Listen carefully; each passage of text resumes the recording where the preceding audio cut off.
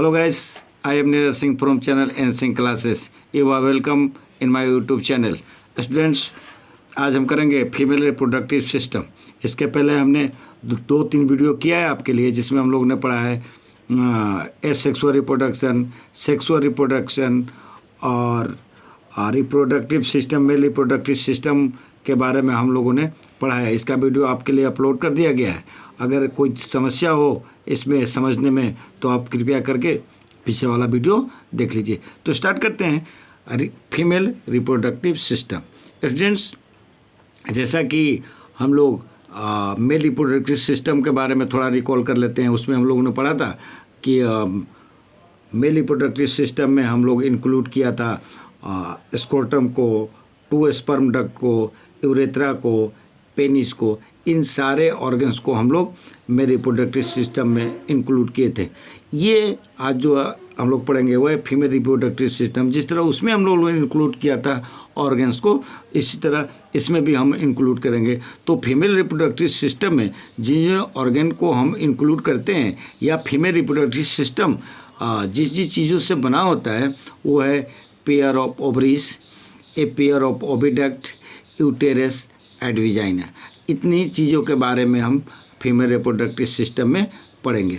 तो students, female reproductive system consist of pair of ovaries, यानी female reproductive system में एक पेयर ओवरीज होता है। जैसे देख लीजिए, एक पेयर है ओवरी का, और एक पेयर क्या है, ओविडक्ट का है। देखिए ओविडक्ट है ये, और ये ओविडक्ट है। एक पेयर ओविडक्ट का है। फिर एक यूटेरस है, ये देख लीजिए आपको, एक यूटेरस है और एक ये ओपनिंग है, vagina. The main function of female reproductive system, female reproductive system का मेन काम क्या है, मेन फंक्शन है प्रोडक्शन ऑफ एग। जैसा कि हम लोगों ने पढ़ा था, मेल रिप्रोडक्टिव सिस्टम में स्पर्म का फॉर्मेशन टेस्टिस में होता था, और ये फीमेल रिप्रोडक्टिव सिस्टम है, यहाँ एग का फॉर्मेशन होता है और एग का फॉर्मेशन ओवरी में होता है।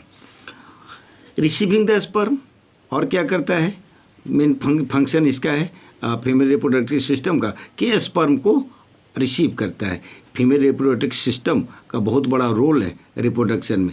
देखिए कैसे रोल है वो आप देख ही रहे हैं कि एक का प्रोडक्शन करता है फीमेल रिप्रोडक्टिव सिस्टम, जो प्रोडक्शन का काम ओवरी करता है। उसके बाद देखिए क्या करता है, मेल की तरफ से जो स्पर्म आता है उस स्पर्म को रिसीव करता है। Providing the site of fertilization, fertilization के साइट को भी प्रोवाइड करता है।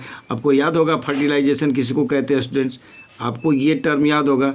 फिर से एक बार आपके लिए रिकॉल कर देते हैं। Fusion of male gamete with female gamete is known as fertilization. Fertilization is a process. Fertilization क्या है, एक प्रोसेस है जिसमें मेल गैमेट फीमेल गैमेट के साथ मिलता है। द ग्रोइंग ऑफ एम्ब्रियो, अब देखिए जैसे हमने फर्टिलाइजेशन के लिए के लिए वो वीडियो डाल रखा है, आप उसको देख लीजिए, पूरा डिटेल उसको समझ लीजिए। फर्टिलाइजेशन किसको कहते हैं पिछले वीडियो में है, तो ये समझना आसान हो जाएगा।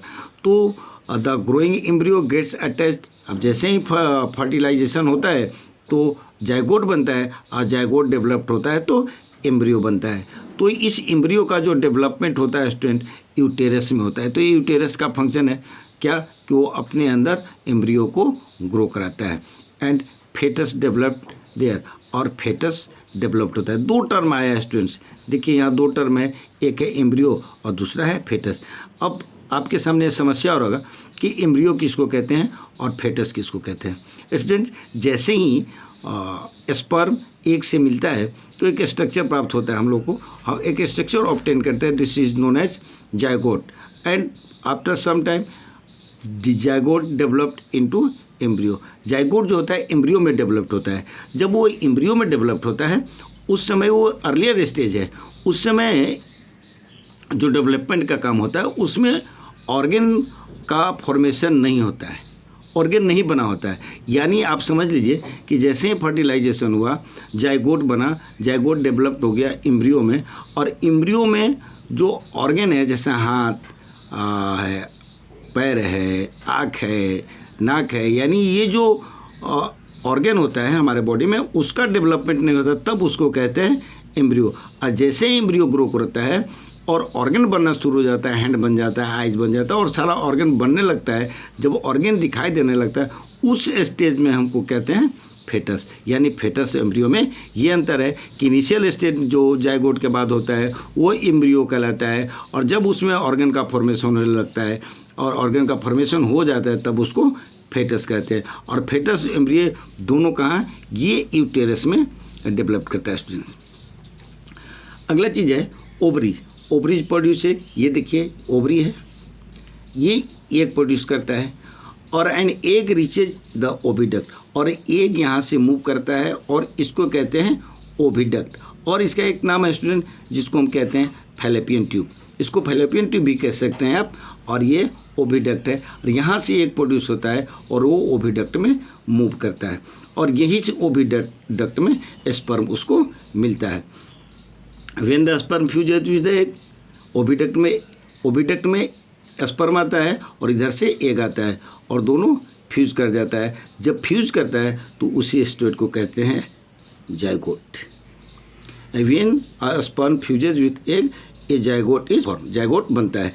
It is this zygote that divides and develop into form young ones. यानी आप जानते हैं कि सेल में डिवीजन होता है तो नया सेल बनता है, तो जैसे ही जायगोट का फॉर्मेशन होता है उसमें सेल डिवीजन स्टार्ट हो जाता है और धीरे धीरे उसका जायगोट डेवलप होता है, और डेवलप होते होते यंग वंस हो जाता है। जैसे मैंने आपको बताया कि सबसे पहले फर्टिलाइजेशन होता है, फर्स्ट स्टेप है फर्टिलाइजेशन, फर्टिलाइजेशन के बाद जायगोट बनता है, जायगोट डेवलप्ड हो जाता है एम्ब्रियो में, एम्ब्रियो डेवलप्ड हो जाता है फेटस में, और फेटस डेवलप हो जाता है यंग वंस में। Ovaries also produce hormones, ovary ऐसा नहीं है कि सिर्फ एक ही प्रोड्यूस करता है, ये हार्मोन भी प्रोड्यूस करता है that control the production of ova, जो एक प्रोडक्शन के ओवा के प्रोडक्शन में मदद करता है। यानी अब यहाँ समझ लीजिए कि ओवरी का और भी रोल है। और भी रोल करने का मतलब है कि आप जानते हैं कि ओवरी एग प्रोड्यूस करता है और इसके साथ साथ वो क्या करता है, हार्मोन भी प्रोड्यूस करता है जो प्रोडक्शन में मदद करता है ओवा के एग्स को। These hormones also help in maintenance of pregnancy, और ये हार्मोन जो होता है अब प्रेगनेंसी को मेंटेन करता है। स्टूडेंट अब आगे देखिए, आगे जो लिखा हुआ है कि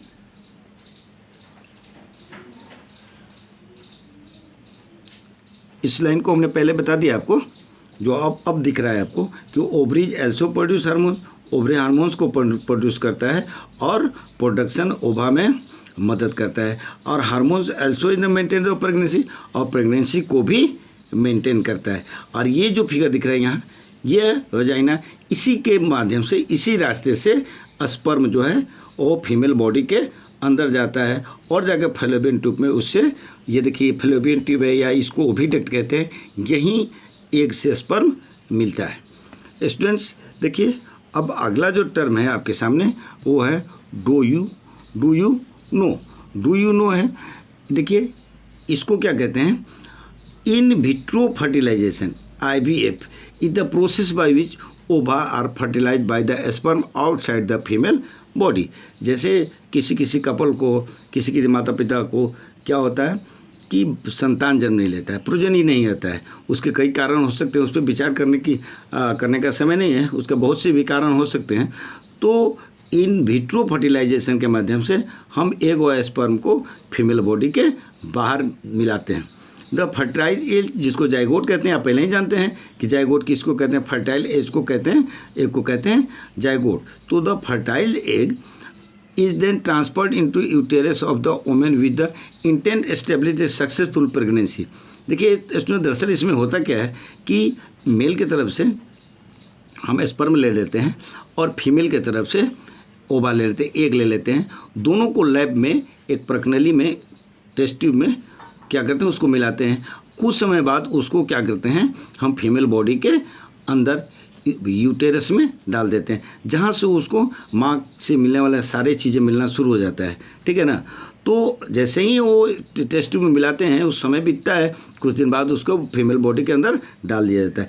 baby conceive through IVF the refer the test tube baby, और उसी को जो IVF देख रहे हैं उसी को क्या कहते हैं, टेस्ट ट्यूब बेबी कहते हैं। The term test tube refer to the tube shaped container of glass. ये जो होता है ट्यूब शेप कंटेनर होते हैं ग्लास का और उसी में कराया जाता है। They are commonly used in the science laboratory. ये जो कंटेनर की बात कहते हैं जनरली हम लोग कहाँ से साइंस लेबोरेटरी में यूज़ करते हैं। The first test tube baby, जो पहला टेस्ट ट्यूब बेबी था वो लुइस ब्राउन था, वाज बॉर्न इन 1978 में first test tube baby Louise Brown हुआ था। नेक्स्ट का वीडियो अगले वीडियो में। Thank you.